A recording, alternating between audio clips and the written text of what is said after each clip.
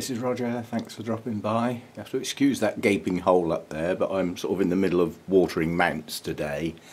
The other day I said I was going to get on and water my ordinary pots, and I sort of got going and stopped.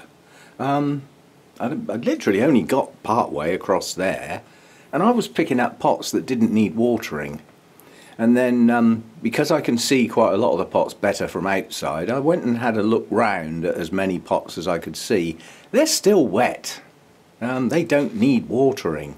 And that was a couple of days ago. And I've just had a look round again today, and they still don't need watering. It's the low temperatures. They're just not using the water at this time of year. And I'm not pouring water into pots that are still showing signs of being wet. You just get them soggy. So that got abandoned, which left me out on a limb yesterday. What are we going to do now then? I didn't have any. That was my plan for the day, water all the pots.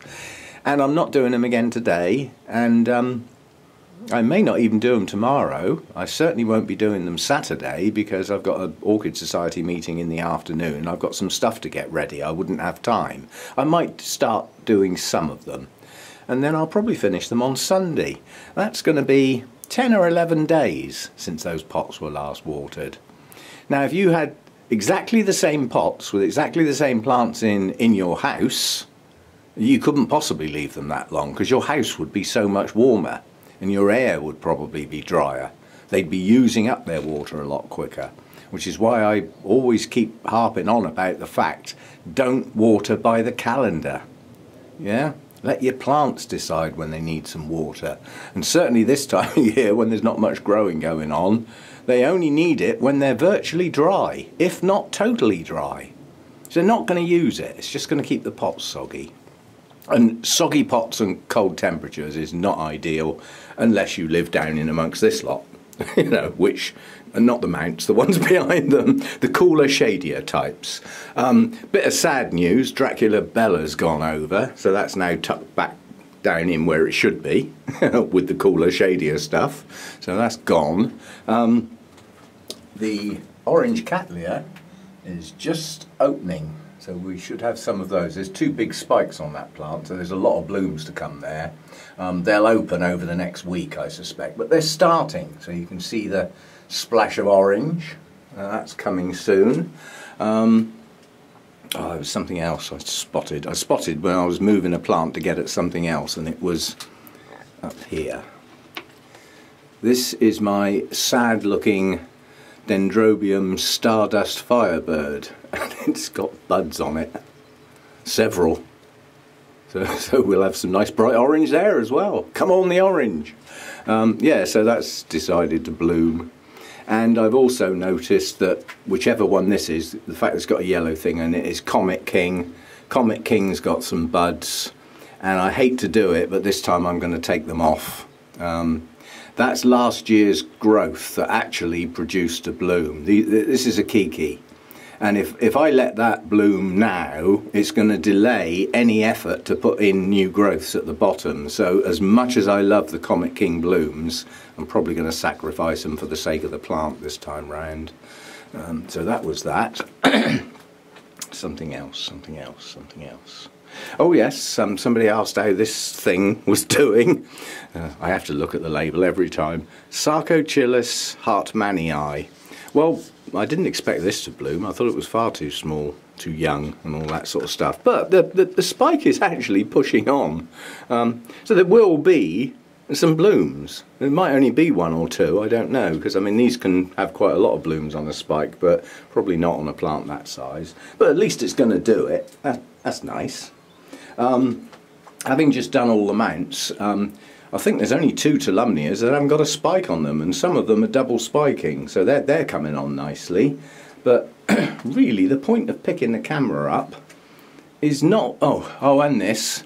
When I got the big orchids down in the video that I was actually in a while ago, I actually pointed this at the camera and looked over it quite thoroughly. I missed the buds all over it. There's buds coming in all sorts of places. That is Findlayanum. Yeah, so it's budding. I won't say all of the canes have got buds on, but a fair few have, and I just looked straight past them. And sometimes that happens when you're filming. You're so busy concentrating on the filming, you're not really looking at the plant that you're actually filming. It does happen, trust me. Yeah, so we got buds coming on that. They're early. Last time that actually bloomed, it was later in the season, what I would call real spring. But unfortunately, that might mean it's staggered. And I am starting to think now, because I've got other issues to deal with that are to do with orchid societies and stuff, it's dawned on me that our big 60th anniversary show is at the end of March. And I should be starting to think about which plants are liable to be in bloom for that particular event, because it's a big event. And if I've got plants in bloom, they're going to want them. So, you know, anything that looks like it's going to bloom towards the end of March, this time I'll have to do a bit of preparation. You know, there might be some staking required for certain spikes to keep them upright, even though I'd prefer to let them arch. They're not so easy to put into a show if they're arching. And if you let the spikes arch and let the buds form and then put a stake in it and put it upright, the blooms will all open sideways. They'll just not look right. Some of them might even be upside down. So if you're going to stake a spike, do it early on. So we'll be looking at that soon. But this is not an orchid. And when I got it, I didn't even know what it was. I did a video asking about how I ought to look after it. Loads of people gave me loads of information, and obviously some of that information was absolutely spot on, because they said if you chuck that out in your grow room and ignore it, well, I do trip over it now and again, but apart from that, it's had very little water. It's just been left there to do its own thing. And I noticed there's two lovely new leaves coming, and today I push them to one side. There's a mass of buds. So it's going to bloom. I haven't got a clue what the blooms look like. I think they look like lilies or something like that. But it's going to bloom. That are good. And also I'm having to deal with this Cymbidium spike. As time goes on and it progresses upwards, it's desperately trying to arch. So I grabbed it at the base to get it to grow upright, but even now, even though I've got it grabbed there against the stake, the top is still trying to arch. So every now and again I'm moving that up a bud or two to just pull the top back in. I need that to stay upright, not because I'd prefer it, but because of the space it would take up. You know, to be able to look at this nicely, it's going to have to come up on a shelf at some point. And it's already a big, wide, strappy plant. And if it had a huge, you know, arching flower spike to go with that, it's just going to get knocked about. It just is, trying to get plants around it and pick up one next to it and stuff like that.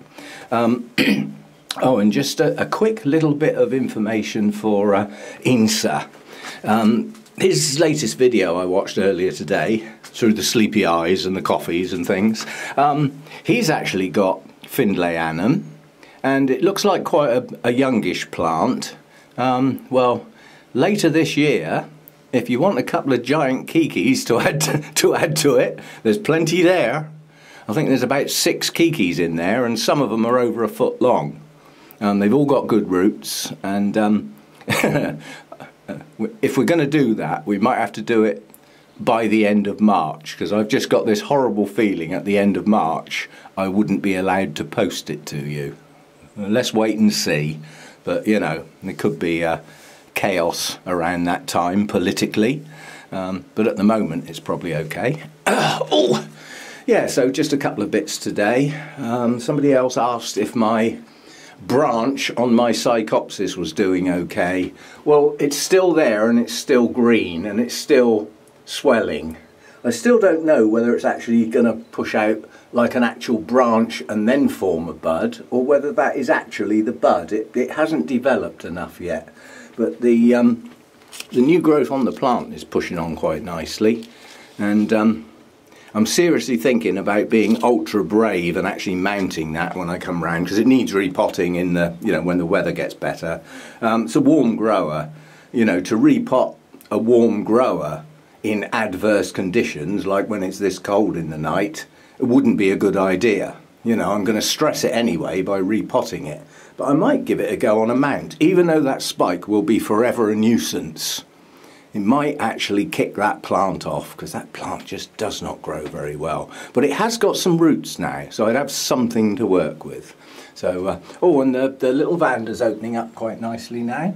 A little orange one, no ID, but yeah, that's looking quite nice for a winter spike that I wasn't expecting, I must admit. So that's nice. Blooms on this are starting to go now. I mean, this catches people's eyes every time I come out here. But tucked in away here are actually some spikes that haven't opened. So there's one there and there's one hiding around the back there. So I've still got 2 more spikes to come on that one. But a few of these blooms are starting to drop now. So it is starting to go. And I'm not waiting on the blooms. What I'm looking at is this bit down here, and watching out for signs of new growths. I mean, I have got one pushing out here, but on a plant that size, I'd like to see another 1 or 2 starting, because obviously not long after those new growths kick out on a plant that size, we should get a new root system. This root system is working, but it's not a healthy root system. It's grown along the top of the pot, and the reason for that under normal circumstances is it doesn't like what's in the pot. Yeah, so the chances are that medium's starting to go a bit. But I'd still like to wait, you know, because if I start burying these roots, which are in effect aerial roots, yeah, if I start burying those in a pot, a lot of them will just keel over. Whereas at the moment they do still work where they are. So I'm holding on that one to repot it. But coming soon, you know, not too far away. And yeah, I'll leave it at that today. I was just really surprised. You know, I thought, oh, we got some new leaves down here. Cool, there's 1, 2, 3, and oh, what's all that lot? Well, that lot's buds. Yay. But, have to see how that looks if and when it actually blooms. I've got a feeling that's got to grow about at least a foot long before the buds form, but I don't know. I mean, I can't even remember what the flipping thing's called. I've forgotten again. But anyway, it's gonna bloom. There's a bonus. Anyway, I've got to get this lot all put back up on their shelves where they go. And just as a matter of interest, this Dendrobium Alexandrae, they did actually open a bit more. Because this opened quite cup-shaped. Well, the petals and sepals have moved back a little bit as it's aged. It's got one blinking bloom that keeps getting caught up just the way the spike came out. But yeah, I mean, very attractive. Lovely colours, gorgeous pattern and colours on the lip. So I'm well pleased with the blooms on that, even though there's only 2. But I sort of think back to my Rhodostictum over here. You know, when that first bloomed, it had 1 bloom, and then the next spike had 2, and then the next one had 4, and it pushed out a spike from an old cane with no leaves on, with another 2. So, you know, it just seems that as these Latoria types get a bit of strength in them and a few extra canes, they just get better and better at blooming, producing more and more as they grow in size. I wouldn't say that's across the board, but the ones I've got seem to be doing that. So yeah, it's good stuff. Anyway, just a sort of quick look round, and I'll see you next time. Thanks for dropping by.